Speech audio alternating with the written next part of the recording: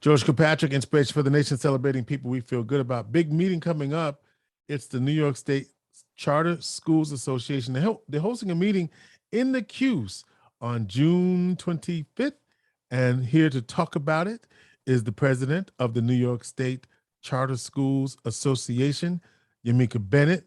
Yomika, nice to see you and nice to meet you. Tell me about your background as an educator and your role as the president of the New York State Charter Schools Association. All right, sure. So I'm the executive director of the New York Charter Schools Association.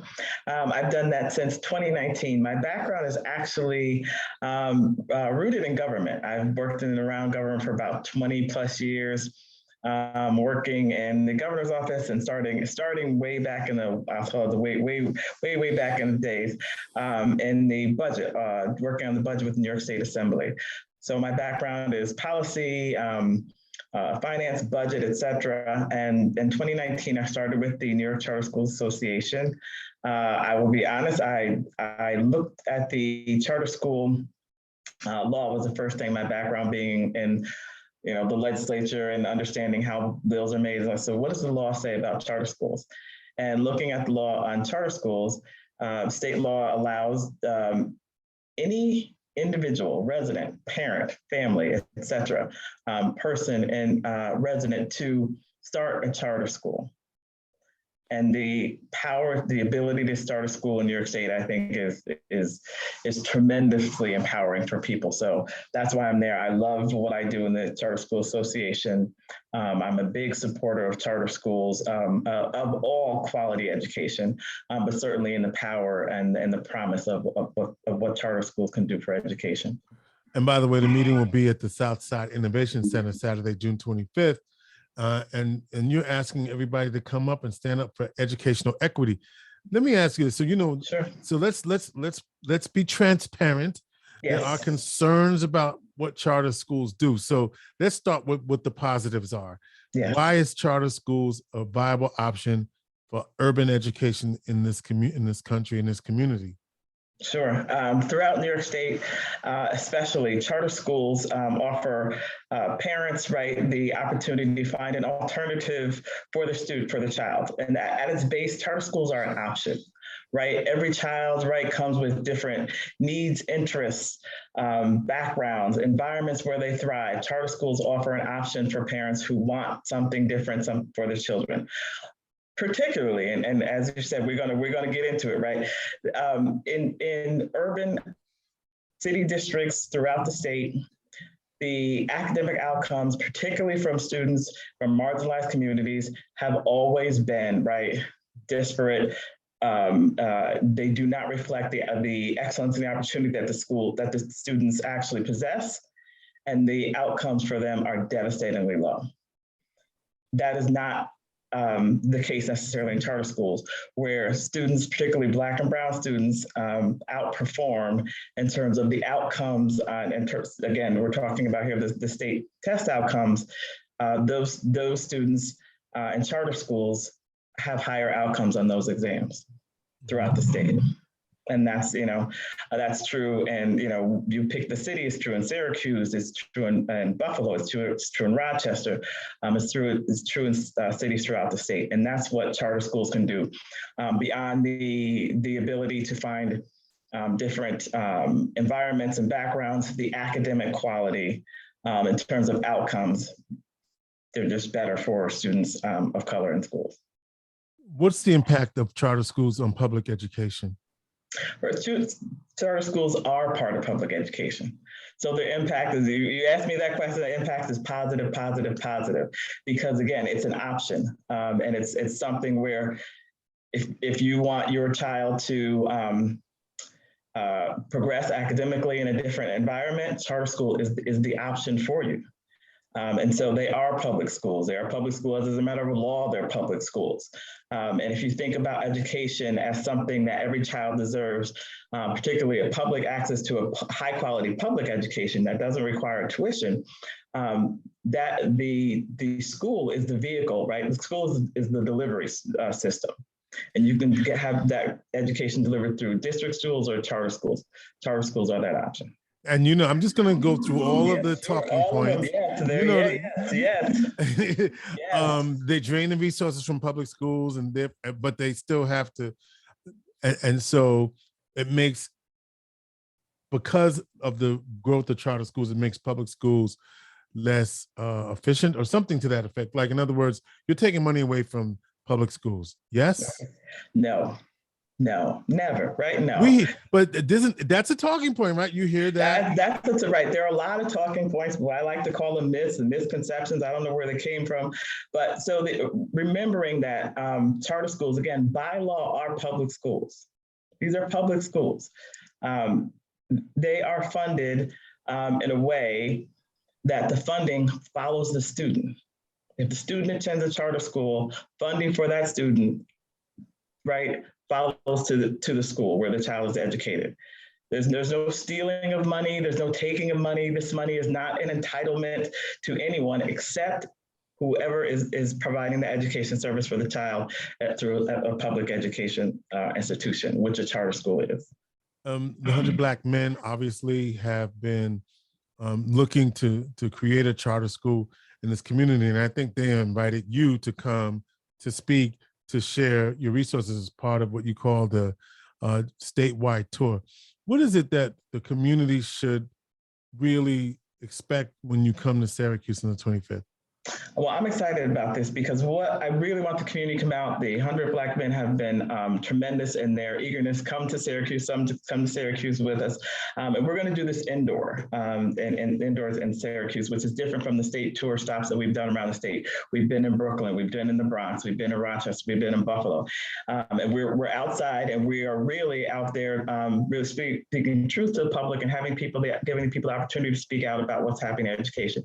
In Syracuse, we'll be indoors. We'll be able to sit down and have a conversation with folks. So I want people to come out and hear the truth about what's happening in education, right? So, and this is information that's available publicly on the New York State Education Department website. We have an educational crisis in the state. We've had it for decades, for generations. We have literacy rates in cities throughout the state, and you could, almost pick the city. We have literacy rates for students at 13%, 18%, 15%, 16% in math and English and ELA, depending on what city you are, and that's not acceptable. And the message here is we need to, as a community, whether it's district or charter supporters, we all need to come together to support education. Students in charter schools, right, again, perform in terms of academic outcomes better when they're in charter schools, right? So it's a viable option. It's an excellent, I think it's an excellent high quality option. It doesn't mean that we abandon any of the service options for education. So we focus as well on district schools, on improving them and on the tour. What can we do together, right? What can the state do? What can others do? We can do things like making sure that there's equal access to the funding, right? Charter schools actually are funded at a discounted rate in terms of from district schools, and depending on what the calculation is, it's something you peg it out to say at 70%, 70 cents on the dollar, if you will. There'll be some pushback on that, so I don't want anybody to stick to that number, but just to illustrate the fact that there's inequity there. The students are in schools when their schools are not performing. If your literacy rate for, let's say for ELA, your proficiency rates for English language arts for a school district is 15% or 18%. Parents should have the option to move their child to another school, to be aware, to make clearly aware of what's happening at the school, for funding, for tutors, for things to support the education. We should not leave that child, right, as they say, behind. And those are the kind of things that we talk about, and those are the kind of things that are we have a 9-point platform on our website to point people to say, here are some of the issues, here's what can be done. And we talk about that. We'll talk about charters. We'll talk about district. We'll talk about education. And we will certainly talk about a lot, I'm sure, of those talking points and myths that are out there. You said you have a 9-point plan. What are some of those plans? So some of those plans are, for example, to establish an educational equity fund to support charter school leaders of color, to provide facility funding, to make sure, as I said, that if a school is not performing, if the parent finds that their child in a school that's not right, performing academically, is failing system, that they could get support in terms of tutoring. They should be notified. They should be given.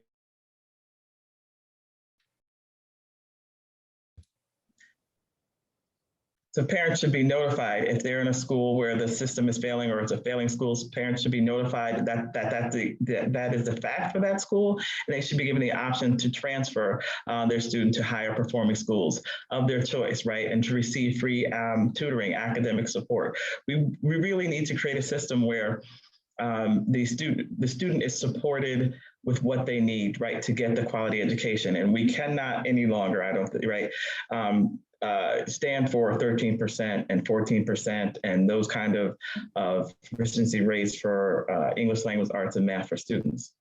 We have to do more, and that's what this is about. And so you're clear, you're not traditional public schools, you're not for or against them, you're just saying we are public schools too, and you want to create an option for kids. And high-performing public schools should stay as well, is what I'm hearing you say. High-performing district schools and high-performing charter schools should stay. That's right.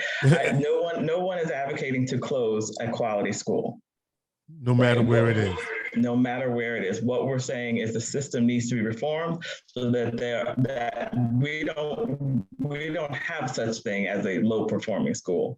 We don't have such thing where systems can produce year after year after year after year classes of students who, some high portion of them are not graduating and not being able to go on to college and career, where students, right, are struggling and not reading at grade level at some 90%, right, in the fourth grade, for example. There are districts who, pre-COVID, who would have proficiency rates for students of 9%. That's nowhere is that acceptable. And that's the kind of thing we're trying to say. We will get attacked. Oh, this is all about charters, right? I am a clear and full-throated and unapologetic supporter of charter schools and the opportunity they provide. I am also a proponent of quality schools wherever they are. There's no child who should be at a school that is underperforming. All right, Yomika Bennett is the executive director, I said president, executive director of the New York State Charter Schools Association. And you can join her for a community statewide tour where you get to have a conversation with her Saturday, June 25th, 12:30 at the Southside Innovation Center. That's located 2610 South Salina Street in Syracuse. And they want you to know, for them, it's time to hashtag stand up for ed equity.